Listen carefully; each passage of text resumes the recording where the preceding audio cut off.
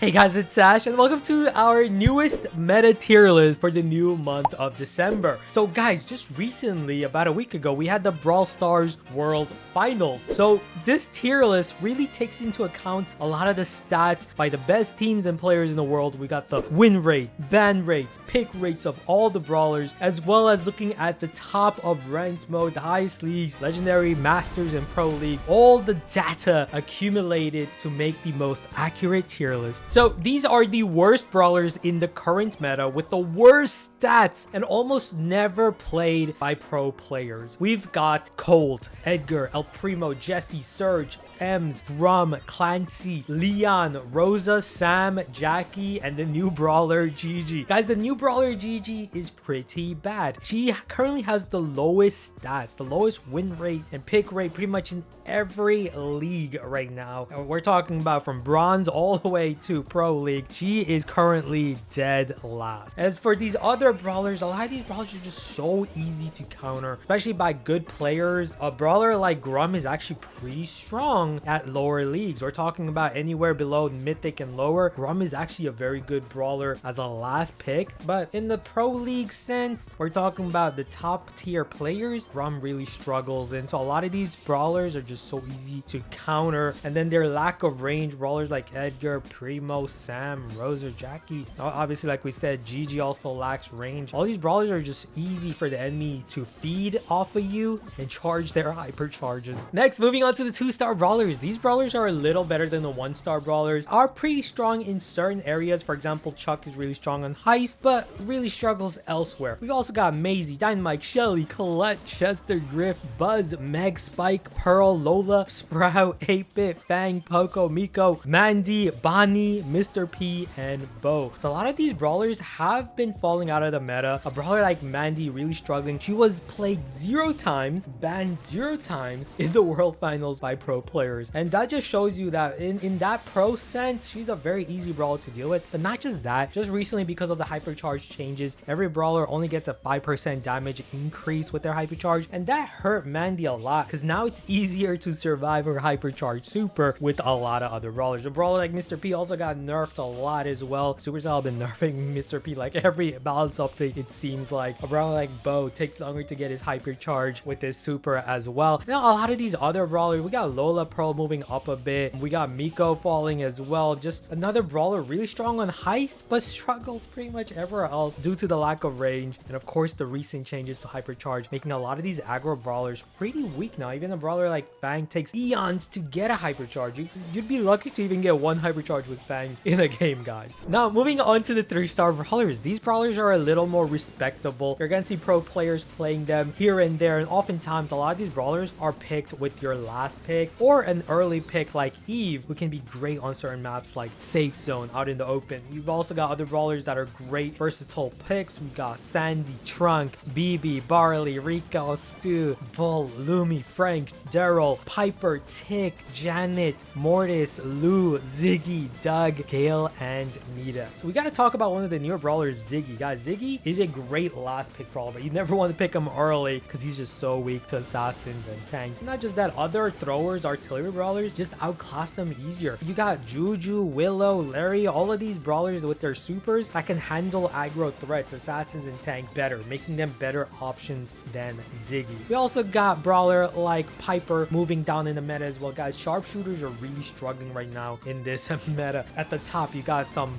really powerful assassin brawlers and healers as well. So the single target brawlers are really struggling in this meta. Then you got Tick falling a little bit as well. Just other artillery brawlers like we mentioned before. Juju is just so good right now as the best artillery. You got Janet moving down a bit, but Janet is still versatile pick, 3-star. Good here and there, just doesn't have the greatest DPS. You got other brawlers like Lou struggling because you got other tank counters that are moving up in the meta like Gale and Nita, who are seeing a rise as well. Gale with the recent buff become a little better, but we're gonna mention even more better tank counters coming up, guys, because tank counters are really strong right now in this meta. Moving on to the 4-star brawlers, we've got Belle, Melody, Brock, Draco, B, Charlie, Ash, Nani, RT, Barry, Max, a Buster, Penny, Willow, Larry and Laurie, and and Kit. Guys, a lot of these brawlers like Buster moving down a bit, mainly because again hypercharge change, and not just that, you have other aggressive brawlers that are just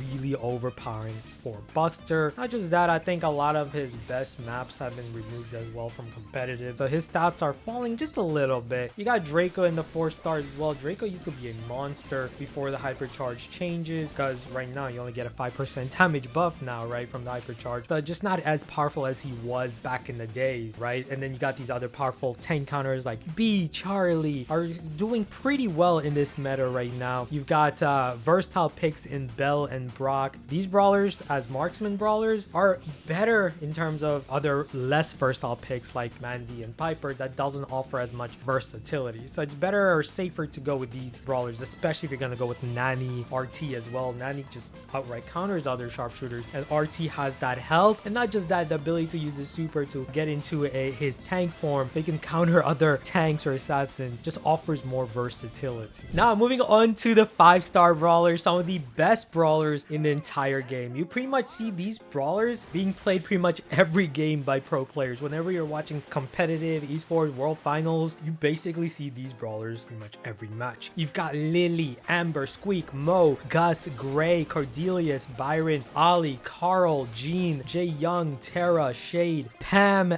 Ali, Angelo, and Kenji. A lot of these brawlers, the reason they're at the top is because they just offer so much value, so much versatility. Brawler like Pam, we really got to talk about Pam. Recently got a hypercharge, recently got buffed with her damage and other outputs, so she's been really moving up in the meta right now as one of the best control brawlers, and this meta right now is steering closer to a control meta. A lot of pros would argue it is a very control based meta after the recent buffs to so many hypercharges and the hypercharge rate changes as well. It's really benefited brawlers like Pam. Then you've got Ali. Ali recently got buffed as well, so assassin like Ali is really deadly last pick, similar to a Lily. So these two picks, guys, Lily and Ali, just a menace. Fast mobility, that ability to dominate you in the bushes or water with Ali, or if you're going with Lily, that ability to go vanish, and then her hypercharge is still really strong because it puts you in the shadow realm. Then you got Kenji. Kenji moving back up. I kind of overestimated the buff a bit, the nerf I should say, to his hypercharge. Even though he doesn't teleport with his hypercharge, it's still super strong because his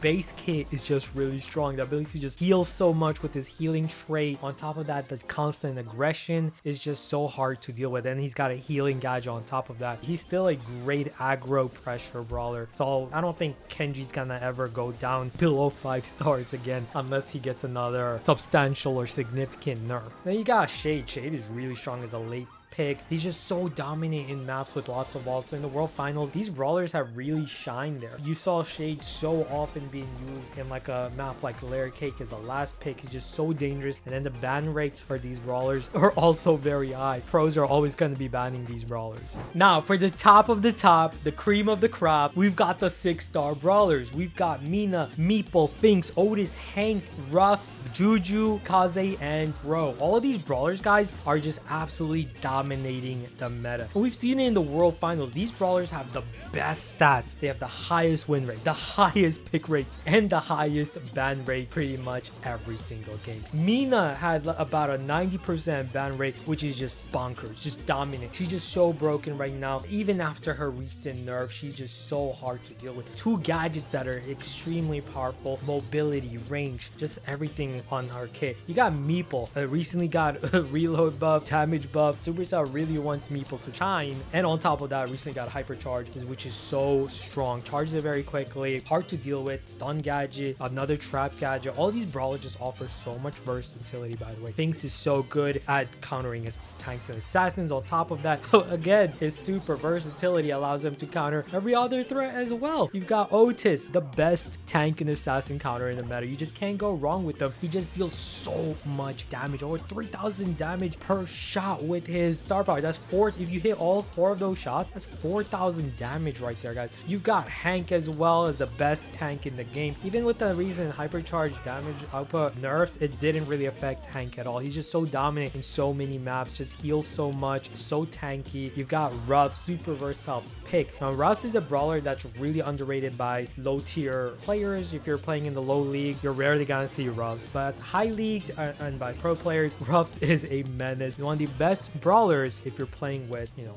I guess teammates that know what they're doing and pick up his power up when you give it to your teammate, right? And then on top of that, if you're able to stay alive with it, you can really dominate a whole match with Ruffs. Juju is the best artillery brawler. Kaze is still one of the best assassins, if not the best assassin in the game still. Crow, one of the best versatile counters to assassins and tanks as well. Just a menace on pretty much both ends, defense and offense as well. You can play Crow in so many ways to deal with all these powerful healers in the meta as well, like Byron, Jaeyoung, Pam. Having a Crow really helps out with that. So there you guys have it, the complete tier list for the new month of December. Hopefully we have new balance changes coming up soon for the new update, and if we do, then I'm probably gonna have another tier list updated soon, like a mid-December tier list after the balance changes. So look forward to that. Thank you guys so much for watching, and I'll see you guys until next time. Take care.